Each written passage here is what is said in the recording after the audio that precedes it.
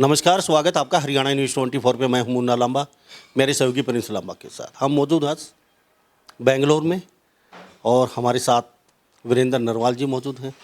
खास बातचीत में इनका परिचय थोड़ा सा दे देते हैं। वीरेंद्र नरवाल वो शख्स हैं जो इनके परिवार के सदस्य चुनाव लड़ चुके हैं, छोटे से लेकर बड़े तक।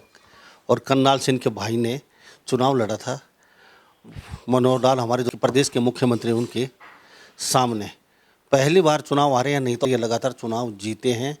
उनकी उपलब्धि के बारे में बता दिए हैं। लिबर्टी को लॉन्च करने वाले इंडिया में ये वो शख्स हैं जो जूते वगैरह जो आप देखते हैं ये विदेशों में ही बेचे जाते थे, लेकिन सबसे पहले ये वो शख्स हैं, इनके सदस्य परिवार के इनके पिताजी यहाँ इंडिया में लॉन्च किया है। इनकी उपलब्धि बहुत बड़ी है, मैं गिनवाने लगूँ तो इनके मुख से ही जानेंगे सारी बातें। अगर मैं ही सारी बातें बता दूंगा फिर इनसे जाने क्या आगे। कई बहुत बड़ी बड़ी उपलब्धियाँ मेरे साथ। हम यहाँ उपस्थित हुए हैं, जाट पार्लियामेंट का आयोजन किया जा रहा है पूरे भारत में जगह जगह, और हर जगह हम जाते हैं, आपको खबरें दिखाते हैं, हमारी आप तक पहुँचते हैं, अच्छा लगता है। लेकिन वहाँ हम जाते हैं जब जाटों के जो सेलिब्रिटी हैं या खिलाड़ी मिलते हैं हमें अच्छे, या और कोई फील्ड भी, या फिर विदेशों से जो लोग आते हैं उनके भी अक्सर इंटरव्यू करते हैं। और के साहब ने दिखाते हैं कि हमारी जो जाटों में ऐसी शख्सियत हैं जो कौम को, देश को, छत्तीसी बिरादरी को आगे ले जाने का कार्य कर रही हैं। वीरेंद्र नरवाल जी, हरियाणा न्यूज़ 24 पे बहुत बहुत स्वागत है आपका बातचीत में। हरियाणा न्यूज़ 24 के दर्शकों को मेरा नमस्कार। और आज आप बेंगलोर में पधारे हैं। ये मेरी कर्म भूमि है, मेरी जन्मभूमि। मैं गांव खेड़ीनरू, जिला करनाल का रहने वाला हूं। जैसा कि आपने बताया, मेरे परिवार ने 29 चुनाव लड़े हैं। 29 चुनाव बहुत बड़ी उपलब्धि है, यानी कि 29 चुनाव लड़ना बहुत टेढ़ी खीर है। 2 चुनाव भी लड़ने में लोग सक्षम नहीं हैं। पहला चुनाव हारते ही घर बैठ जाते हैं, लेकिन इन्होंने 29 चुनाव लड़े हैं, मानना पड़ेगा। एक चुनाव हारी है। हाँ, एक चुनाव, देखो चुनाव में जीत हार लगी रहती है, बट मैं ये कहना चाहूँगा कि अगर आप राजनीतिक सफ़र की बात करेंगे तो मेरे परिवार में मेंबर पंचायत से लेके सरपंच, ब्लॉक समिति, cooperative bank, land mortgage bank, marketing society, sugar mill, जिला परिषद और विधायक तक के चुनाव हमने लड़े हैं। हमारा हल्का देश आज़ाद होने से लेके और 2009 तक रिजर्व रखा, जुंडला हल्का हमारा होता था, लेकिन 2009 में हल्के हमारे खुले और किसी कारणवश पार्टी ने बड़े भाई साहब जी को टिकट नहीं दिया असंध से। बट 2014 में उनको टिकट मिला तो उनको करनाल से टिकट दिया गया, जबकि हमारी जो राजनीतिक जो पृष्ठभूमि थी वो असंध हल्के से थी। बट पार्टी का जो भी फैसला था वो उन्होंने लिया और हमें एक जिम्मेदारी दी गई, तो हमने उस चुनाव को बड़ा जोश खरोश से लड़ा। वो भी पहला चुनाव हारे आपके भाई, वो भी प्रदेश के मुख्यमंत्री के सामने, पूरा अमला जमला आपके समक्ष था। तो कैसा लगा पहले चुनाव हारने का? हार तो कभी देखी नहीं आप। वो कोई बात नहीं। देखिए, मैं यूँ कहना चाहूँगा कि आज जैसा कि आपने बोला, बेंगलोर के अंदर आज प्रवासी जाट अधिवेशन हो रहा है। क्योंकि हम उस कौम से संबंध रखते हैं कि जिसने हमेशा देश की रक्षा के लिए हमेशा अपनी जान की बाजी भी लगाई है। तो जीत हार तो हमारे खून में, हमारे जीन्स में है, तो कोई जीत हार से कोई फ़र्क नहीं पड़ता। बट हाँ, ये अच्छा लगा कि जनता ने हमें बहुत प्यार दिया और उस प्यार का ही नतीजा है कि हमने इतने जो पहले भी जो चुनाव जीते हैं, वो चुनाव जीत के भी हमने कभी उसका दुरुपयोग नहीं किया। और अगर एक हार गए हैं तो कभी उसका हमने गम नहीं खाया, क्योंकि ये तो जीवन है, जीवन में जीत हार लगी रहती है। और आज जहां आप बेंगलोर में बैठे हैं, जैसा कि आपने बताया कि भाई लिबर्टी को हमने हिंदुस्तान में हम लोग लेके आए। आज चाहे बम्बई है, चाहे बेंगलोर है, ये दुनिया की आईटी का हब रहा बेंगलोर और हिंदुस्तान का।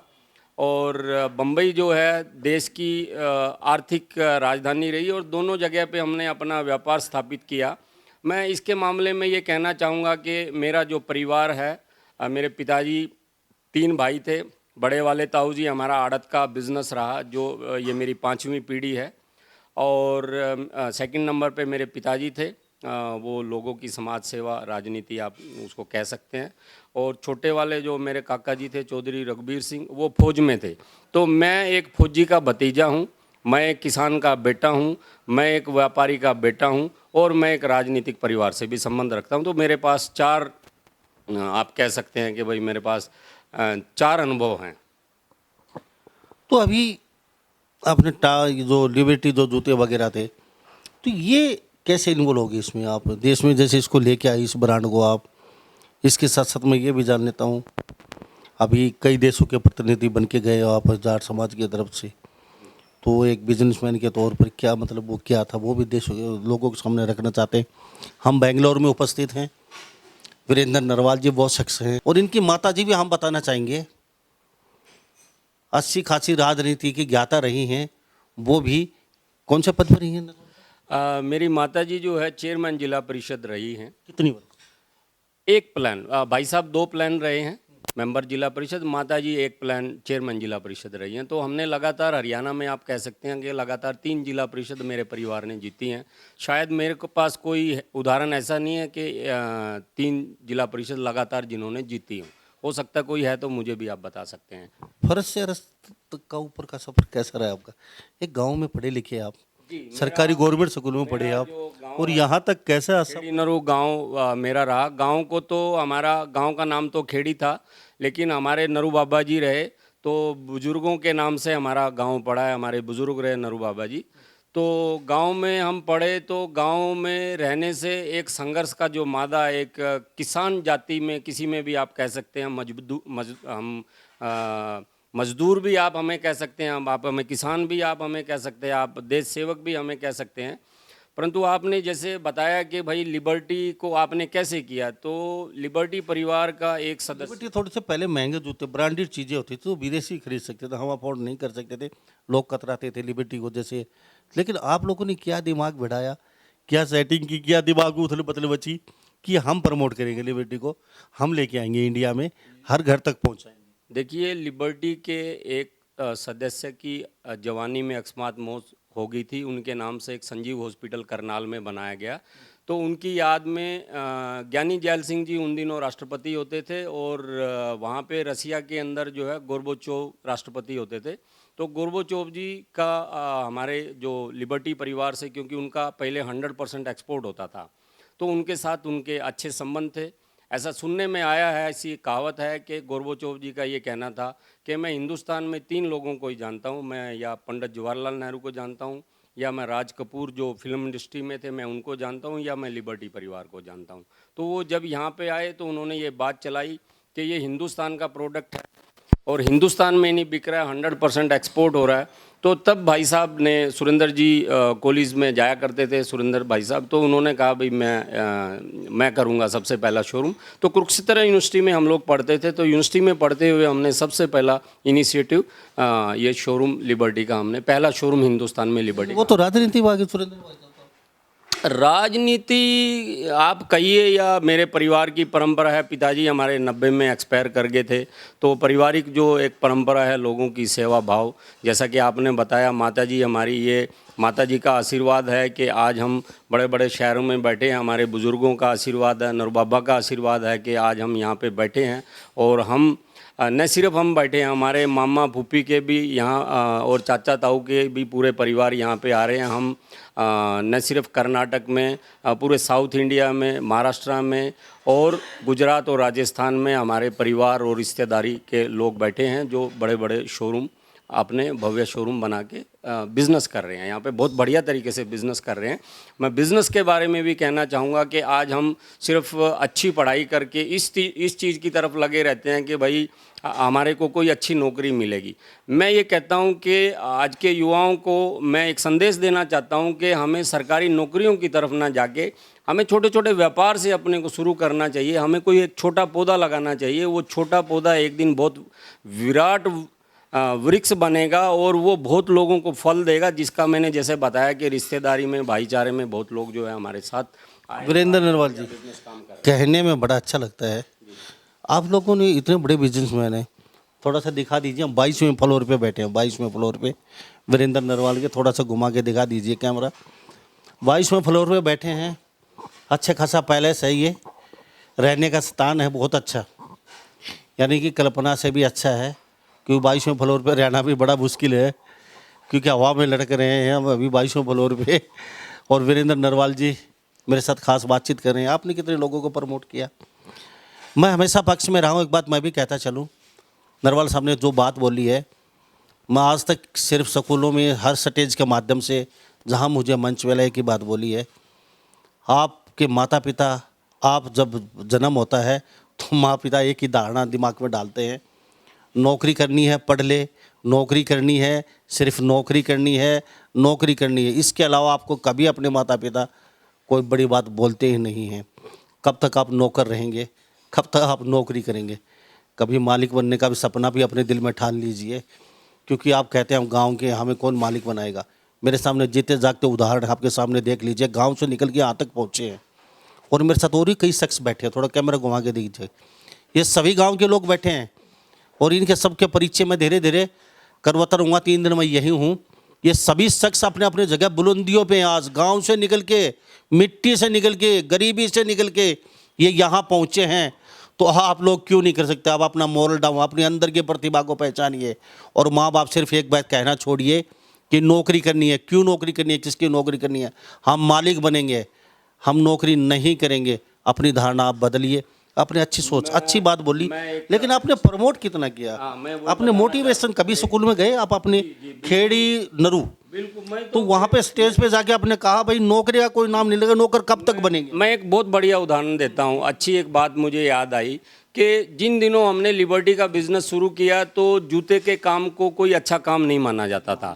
मैं ये कहता हूँ कि आप कोई भी काम करें उसमें कोई अच्छा या बुरा नहीं होता। और आज जूते से ही हमने मतलब आप यूँ कह सकते हो कि हजारों लोगों का रोजगार, हम जो बिज़नेस कर रहे हैं उसमें ट्रांसपोर्टेशन भी है, उसमें सेल्समैन भी हैं, उसमें हम फ्लोरिंग करा रहे हैं, फर्नीचर करा रहे हैं। हज़ारों लोगों को रोज़गार जो है हमारे माध्यम से भी मिल रहा है। मैं एक छोटा सा उदाहरण देता हूँ छोटे से बिज़नेस के लिए। कैसे भाई साहब ने जैसे ही ये बिज़नेस शुरू किया तो गाँव में बहुत लोगों को बोला कि भाई आप भी कोई बिज़नेस शुरू करें, और बिज़नेस छोटे से भी शुरू करेंगे तो बहुत लोग जो है हमारा मजाक उड़ाते थे कि आपने जूते का काम शुरू कर लिया है।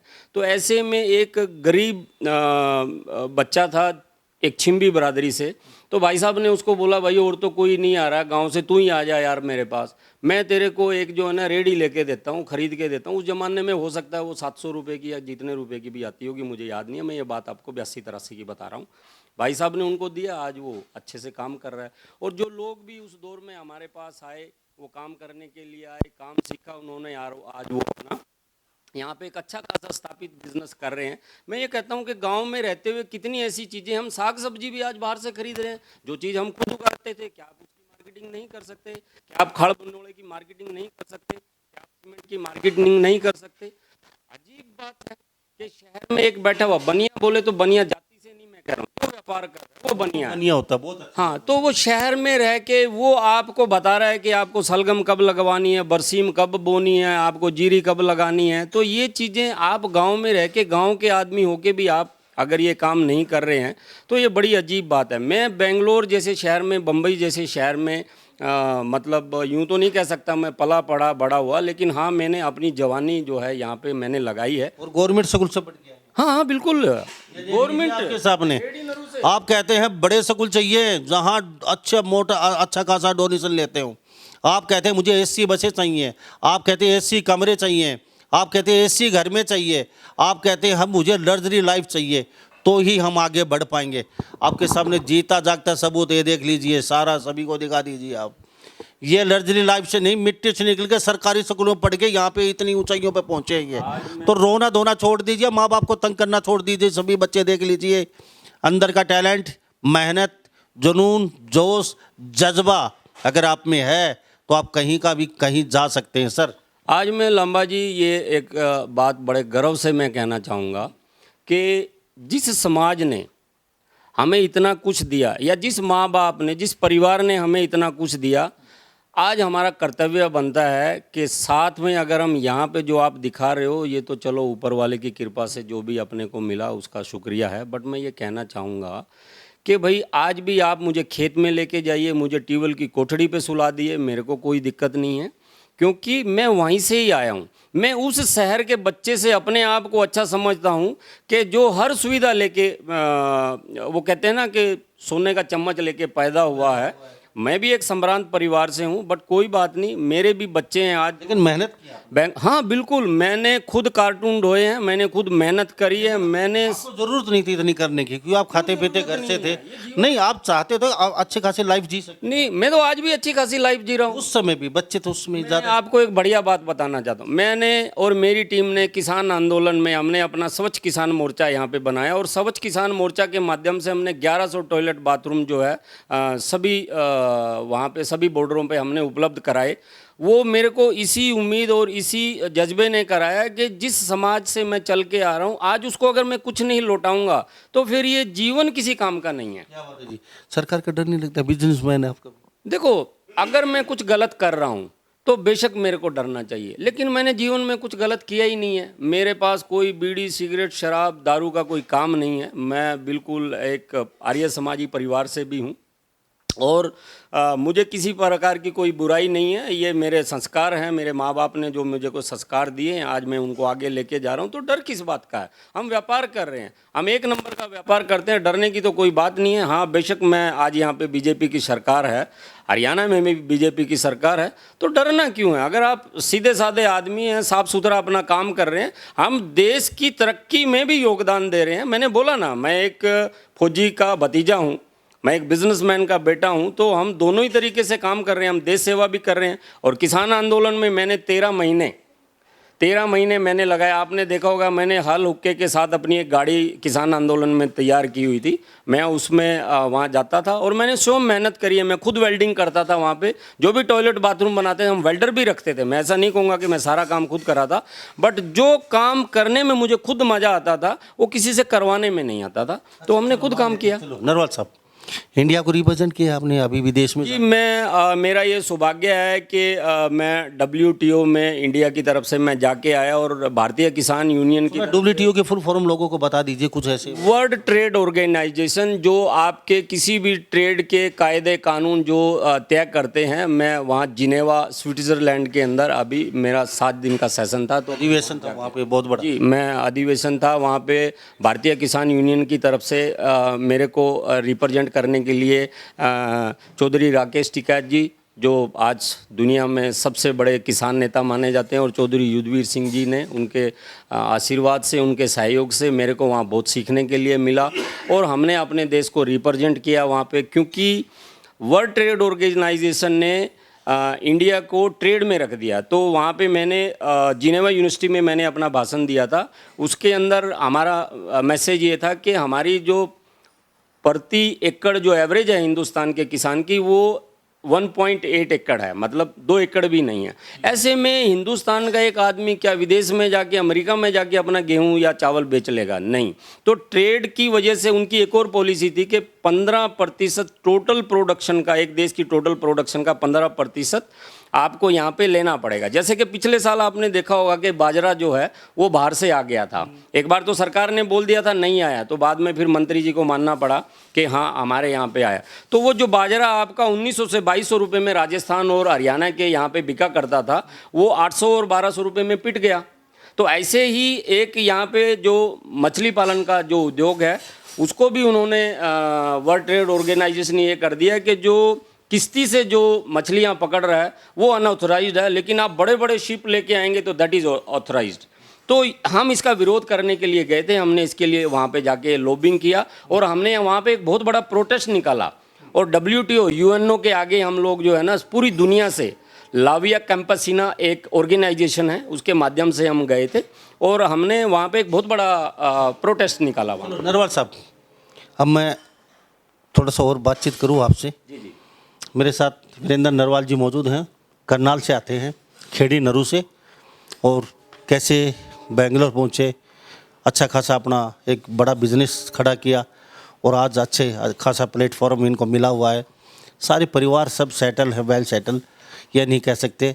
और लिबर्टी को लॉन्च करने वाले इंडिया के अंदर ये पहले इंसान हैं, इनका परिवार ये। आप लोगों को ये बड़े बड़े सेलिब्रिटी हैं अपनी अपनी जगह, इन्होंने बहुत लोगों को रोज़गार भी दिया है। आप कह रहे बिजनेस में आगे बढ़ा रहे हैं समाज को, तो आप लोगों को कितनी स्टेज पे बैठाया जाता है, कितना मौका दिया जाता है बोलने इस का? बारे में ये कहना चाहूँगा कि जब हमारे परिवार ने इतने चुनाव जीते हैं, स्वाभाविक है कि वो जाट समाज से तो नहीं जीते हैं, वो जाट समाज का चुनाव नहीं लड़ा है। एक बिरादरी से तो कोई भी नहीं लड़ तो मैं ये कहना चाह रहा हूँ, अगर आप 36 बिरादरी को अपने साथ लेके चल रहे हैं तो अच्छी बात है, और 36 बिरादरी को साथ लेके भी चलना चाहिए। ऐसे में अगर आप कहीं पे किसी भी फील्ड में आप अपने की बात कर रहे हैं और वो मजबूत है, तो मैं सिर्फ राजनीति के लिए एक चीज़ कहना चाहूँगा कि जब राजनीतिक लोग चुनाव लड़ रहे हैं और ऐसे में वो आपकी बरादरी का है और वो अच्छा आदमी नहीं है, तो आपने उसको नहीं सपोर्ट करना चाहिए। बट अगर वो कोई दूसरी बरादरी का आदमी और वो अच्छा आदमी है, तो आपने अच्छे आदमी की मदद करनी चाहिए, वो किसी भी फील्ड में हो। देखो, हम बुराई के साथ नहीं हैं। मैंने आपको पहले ही बोल दिया कि मैं आज यहाँ पे बैठा हूँ, मैं सब बुराइयों से दूर हूँ, इसलिए मैं यहाँ बैठा हूँ। अगर मैं बुराइयों के नज़दीक रहता तो मैं बेशक यहाँ तक नहीं पहुँच पाता। नरवाल साहब, हमारे सवाल जवाब काफ़ी हैं, 1 घंटा हो लग सकता है, क्योंकि जनता के इतने बड़े हमने इकट्ठे किए थे सवाल, क्योंकि बार बार फ़ोन आ रहे हैं, लोगों के पूछते हैं हमसे। तो कुछ सवालों का जवाब जानने की कोशिश की है नरवाल जी से। नरवाल साहब जी, आपका कीमती समय लिया हमें, नहीं, आपका बहुत बहुत थैंक यू। हमसे बातचीत की, फिर कभी मुलाकात। आप लोग आए, पधारे, और मैं सिर्फ एक ही चीज़ कहना चाहूँगा आज के युवा को कि आप सबसे पहले शिक्षा बहुत ज़रूरी है, और महिलाओं के लिए ख़ास तौर पे ज़रूरी है, क्योंकि महिला जो है वो एक नहीं 2 परिवारों को बनाती है। मेरा सभी देशवासियों को, सभी 36 बिरादरी के युवाओं को, बुज़ुर्गों को ये एक संदेश है कि आप अपने बच्चों को और अपनी बच्चियों को अच्छी शिक्षा दें, उच्च शिक्षा दें। शिक्षा से ही तरक्की होती है। मैं भी शिक्षा के माध्यम से ही यहाँ पे पहुँचा हूँ। शिक्षा जीवन में बहुत बड़ा बदलाव लाती है, आपकी सोच का दायरा भी बढ़ाती है, और जब आप उच्च शिक्षा पाओगे तो आप देश के भी काम आओगे, परिवार के भी काम आओगे, आप अपने समाज के भी काम आओगे। नरवाल साहब, आपको पहले ही बधाई देते थे आपकी बेटी के पायलट बनने पर। जी जी जी। और शायद ही अमेरिका का फ़्लाइट, इधर से इंडिया से अपनी अमेरिका का अभी फ़्लाइट में एक पायलट के तौर पे कब से बेटी अभी 23 तारीख को US फ्लोरिडा जा रही है।